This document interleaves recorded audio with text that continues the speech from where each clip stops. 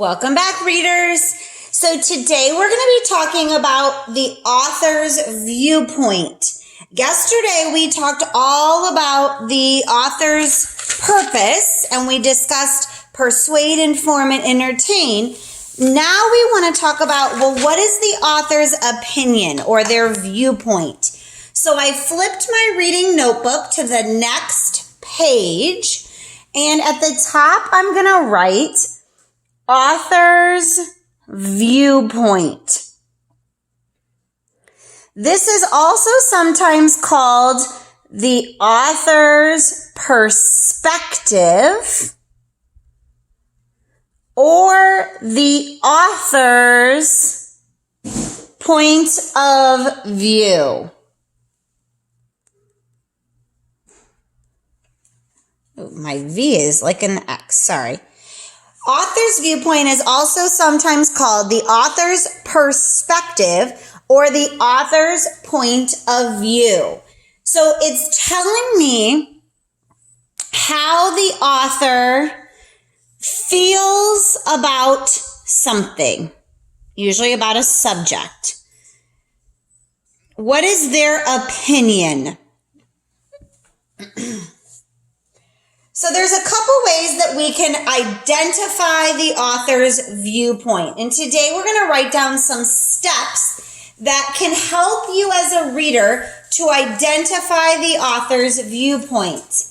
So the first thing we want to do is we want to identify the topic.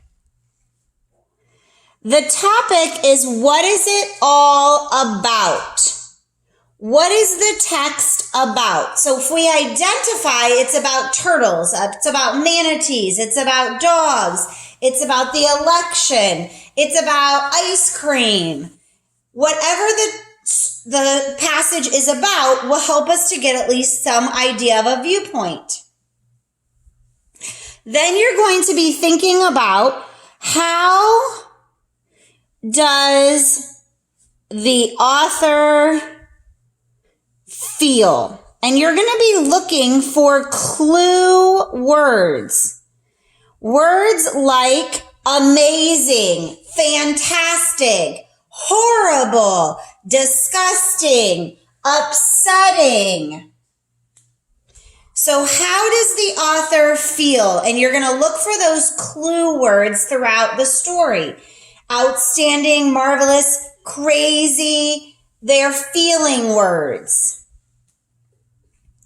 Then you're going to look for evidence. So what is the reasoning behind the author's feelings? It's kind of with those clue words.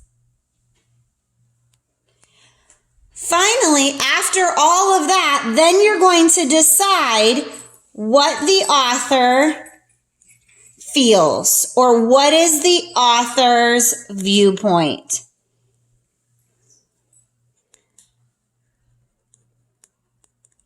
What the author feels, or the viewpoint. So we first identify what is it about, then we look for how the author feels and evidence. They might say it's amazing because, it's awful because, don't do this because. Once you have found your feeling and evidence, then you can determine the author's viewpoint. How is their opinion on this topic? Something to remember is it may be different than yours. It may be different than yours. I'm not asking what you feel. I'm asking, what does the author feel? And that's kind of difficult because a lot of times we want to say, well, that's not what I think, or that's not my opinion. That's okay. Everyone's allowed to have their own opinion. But when we are looking for the author's viewpoint, we only want to know the author's feelings, the writer of the article. So today you're going to practice. I'm going to model with a story called Cats versus Dogs.